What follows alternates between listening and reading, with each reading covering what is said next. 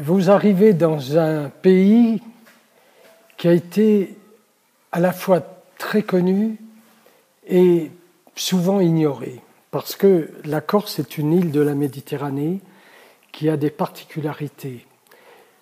Premièrement, elle est sur le plan stratégique très bien placée entre l'Italie, l'Espagne, la France et le Maghreb et l'Afrique du Nord. Donc elle a toujours été l'objet de vouloir être d'un tas de pays qui voulaient conquérir la Corse. Il se trouve qu'aujourd'hui elle est française, après avoir été dominée par les Italiens, mais à l'époque où l'Italie n'était pas réunifiée, donc il y a eu les régions, le pays de Pise, des Pisans, et puis il y a eu aussi la Toscane, et puis il y a eu surtout, pendant une très longue période, les Génois, c'est-à-dire la région de Gênes. Et puis cette île, elle a une autre particularité, c'est qu'elle est sur le chemin, vu qu'il y a la Sardaigne tout de suite au sud, elle permettait de passer entre la Sardaigne et la Corse.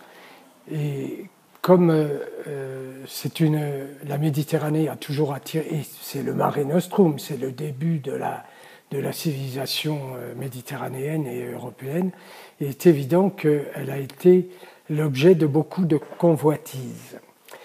Et cette île, maintenant, qui n'a plus que 320 000 habitants, était autrefois beaucoup plus peuplée. Mais elle était essentiellement et presque exclusivement peuplée de bergers et d'agriculteurs, parce qu'il fallait vivre en autarcie et qu'il fallait se nourrir soi-même. Donc on retrouve effectivement des traces, et notamment dans le sud d'Ajaccio, où on voit beaucoup de menhirs, et puis qu'il y a depuis 30 ans maintenant, 40 ans, beaucoup de recherches qui sont faites au niveau archéologique pour retrouver les origines. Et puis on s'aperçoit qu'il y a eu les Grecs, les Étrusques, évidemment les Romains, qui sont passés par la Corse et qui ont laissé des villes entières qui restent aujourd'hui enfouies sur terre. Et puis, 3 périodes très importantes. Tout de suite après, Pascal Paoli, qui a créé la première indépendance de la Corse avec une constitution qui a servi d'ailleurs de modèle à la constitution américaine. Et ce personnage de Pascal Paoli a été connu dans le monde entier au XVIIIe siècle, puisque même aujourd'hui aux États-Unis, beaucoup de villes s'appellent Paoli City, parce que Pascal Paoli a été très connu aux États-Unis, bien sûr en Angleterre, puisqu'il y a même fini sa vie. Et Jean-Jacques Rousseau, le philosophe français, avait dit « La Corse, un jour, étonnera l'Europe ». Et parce qu'il avait lu Pascal Paoli, qu'il avait appelé l'homme des Lumières, parce que c'était le siècle des Lumières. Et ça a été la première période. L'indépendance n'a pas duré longtemps, puisque la France a repris la Corse en 1769, quelques mois après la naissance de Napoléon, ce qui fait que Napoléon serait né plus tôt, il aurait été italien. J'ai dit quelques mois après, mais quelques mois avant la naissance de Napoléon.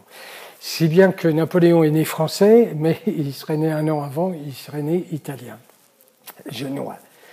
Et la deuxième période, c'est pas Napoléon qui n'a pas été très influent en Corse, enfin il a été influent parce qu'il était d'origine corse, mais Napoléon III, son neveu, qui était l'empereur après, a beaucoup plus fait pour la Corse que Napoléon Ier, qui s'est surtout occupé de l'Europe, de l'Angleterre, de l'Autriche, de la Russie, etc.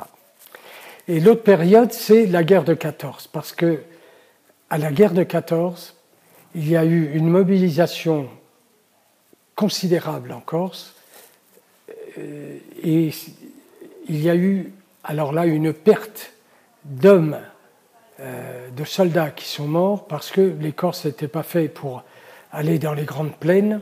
Ils connaissaient surtout la montagne, parce que la mer n'était pas très peuplée. Toute la côte est n'était pas habitée pratiquement parce qu'il y avait la malaria.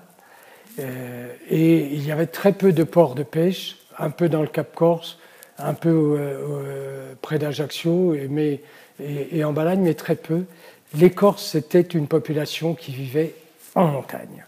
Et là, quand ils sont partis à la guerre de 14, ça a été une hécatombe terrible.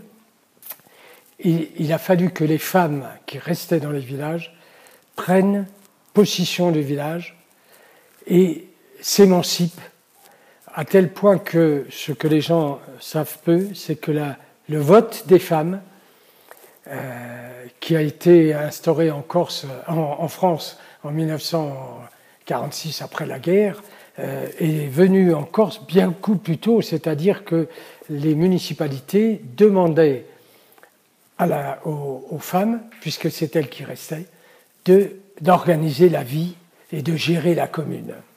Donc ça, c'est la deuxième période, et ça a été terrible. Et la troisième, c'est malheureusement l'autre guerre qui a fait qu'il y a eu un nouveau départ à la guerre de 39-45, à la Deuxième Guerre mondiale.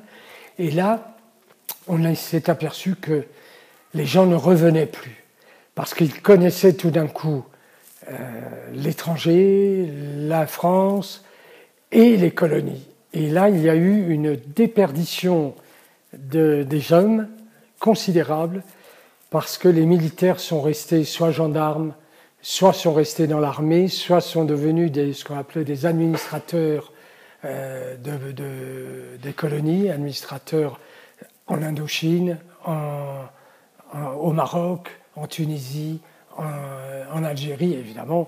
Donc on s'est retrouvé avec une population masculine très très faible. Et depuis cette hémorragie démographique, la Corse n'a pas retrouvé sa population d'avant. Il faut savoir que des villages aujourd'hui où il y a 300 habitants, ou 700 habitants, on avait plus de 1000 au début du siècle dernier.